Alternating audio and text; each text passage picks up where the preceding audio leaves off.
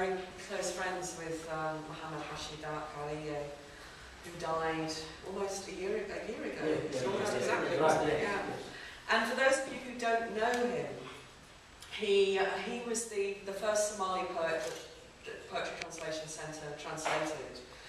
And he came over for our first World Poets Tour in 2005. Was anyone at the reading at the Brunei Gallery? Which was just amazing, absolutely amazing. And I think, you know, those of us who hadn't seen a Somali poet perform before, it was just, wow. I mean, he was just absolutely astonishing. And one of the things that happened, which was there is this incredibly tall Somali guy, who's like one of the tallest people in the entire world. And he was in the audience, and Garrier got him up on the stage. And you had to be there. But it was wonderful, and he had such an amazing personality. Crispin, our photographer, whenever he took photographs of Garrier, had to change the setting on his camera to sport mode. He was obviously, you know, doing all this. And there are some wonderful photographs on our website, and there are also some recordings, sadly not enough. We didn't get him to record enough. So anyway, this is one of a chain of poems, which is not uncommon in Somali poetry, where one poet will write a poem, and then another poet will join in, and then another poet will, and this chain is still going on. And we've also translated another of these chain poems, and it's a poem called Sea Migrations by Aisha bin Muhammad Yusuf. And it's in a form called the Gabe, which is the most complex and difficult form in Somali poetry. And it, as you will have heard, if you didn't know this before, you will have heard when Hadraawi read that the last poem was alliterating in B, and alliteration is a very important structural form in Somali poetry, as it was in Anglo-Saxon poetry, as a lot of people will know. And this poem, as you will hear, alliterates in D, and Bill has picked that up in his translation. And this poem was written, the first of these poems in this chain was written by Garrier himself.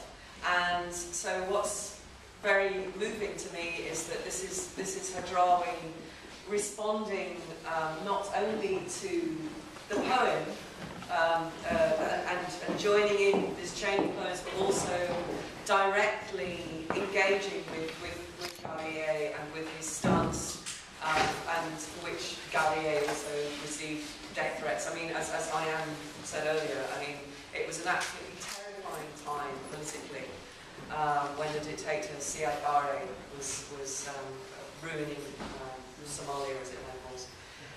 So this is a very important poem. It's a wonderful poem, and Phil has translated it brilliantly. And it's called Clarity.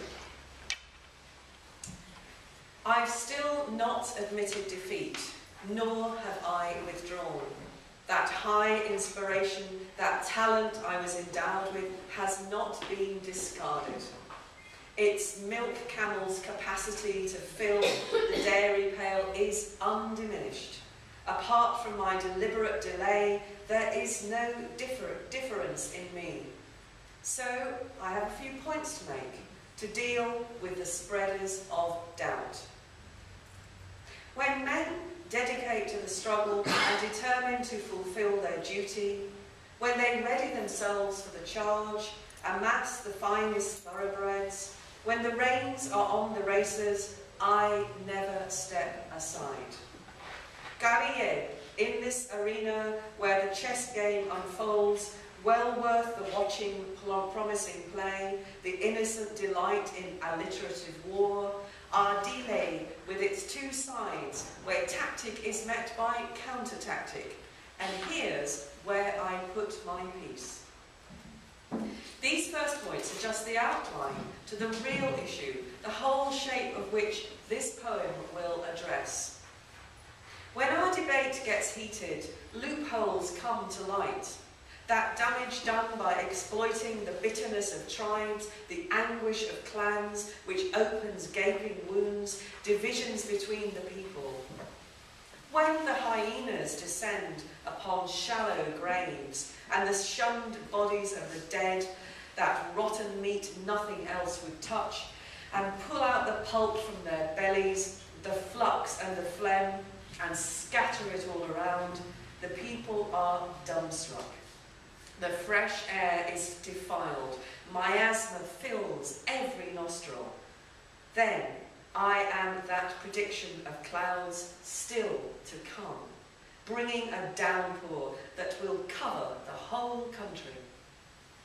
Now, a strange disease of vision has been seen, and similar sicknesses have ravaged and ranged, not fatal like a cholera. Their futile attempts are more like the common cold. Nonetheless, those with virtue who detest discrimination, those who defend this country, who value knowledge, the pen and the ink, those who delivered this dealing into the light, will track them down and silence their tapping drum. The clarion bell we call will strike, destroying them like lightning, those huggers of tribalism, grubbers in money, who are everywhere, lusting to turn back all hopeful development and to despoil our nation. I can't let that happen. Anyone who tries to rob you of your rights, whether by brazen thievery or clandestine kleptocracy, by hideous trickery, or with light fingers in the light of day, the pettiest of selfish pilfering, they can't grasp how well-founded freedom is. Both the moon and its full clarity, which will never dim. I carry its fire, and am its emissary. Anyone who seeks to damage me, to find my feeblest point, can do his damnedest. No matter how depleted I seem, history will display in the nation's records the inevitable outcome of the role that I play. Their gold and their silver is a counterfeit coin.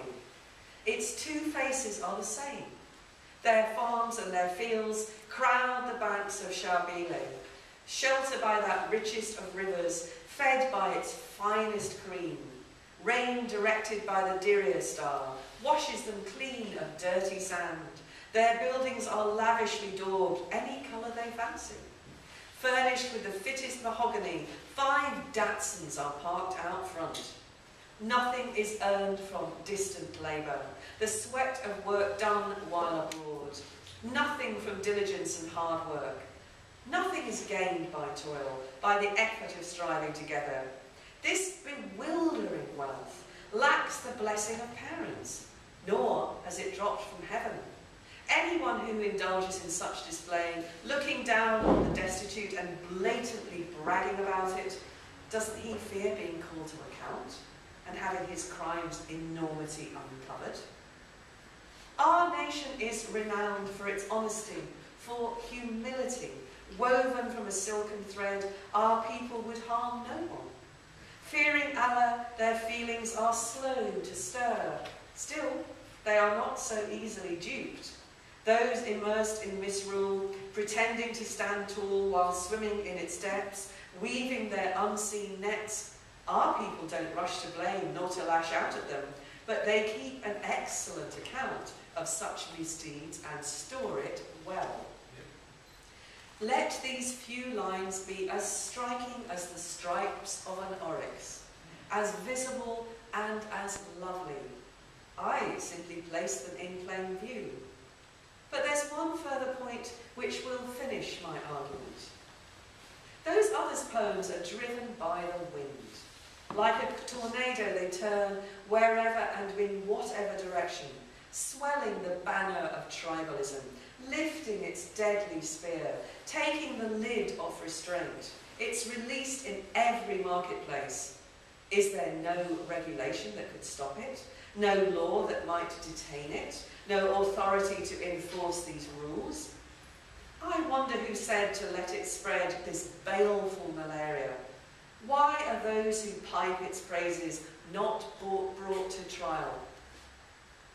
Let me tell the whole truth, put into words the essence of our charge. While hunger grips like a strong youth, is impregnable as a sturdy wall, and those who grab and gather wealth, who love to lick their lips at it all, while this type is springing up all over, doers of ill who demand the best, hoarding all there is, while the poor suffer, are pushed over, helpless, and everyone is divided into high or low. Don't hope that tribalism will fade and wither. The facts oppose you. Anyone who wants this life to be serene, to have savour and feel sound, there is a path to follow. People, you prosper as one unit, as you share in your shouldering of the burden. That's the only balm. If it weakens in one wing, then its whole end is woe. Is there any advice better than this? Any further examples you need beyond this ample explanation? Or do you have some counter in case? My horse is clarity, is Dalakan. I won't hobble it, but here I set it at ease for a few days. Where is that able, well-bred ram who leads the lively lambs to our betrothed, our princess, the Dili whose call brings them all to the well that is community, both the people and the animals? Who knows how best to order the drawing of the water but you, Guardian, master with the deftness to distinguish tinders, dry leaves and dead sticks from the trunk and branches best for the fire. You are tempered steel. Your speeches satisfy the curious, and your arguments convince. Your horse is named Dulal, the strong and fast. Let its neigh ring out again. Let loose its rein. Let our theme spread far abroad. Dear friend, Muhammad Hashi, I am as you are and do as you do. If I ever let you down, let the blame be on me. Let's be united in our common goal, clear of motive, clear of voice. Wow.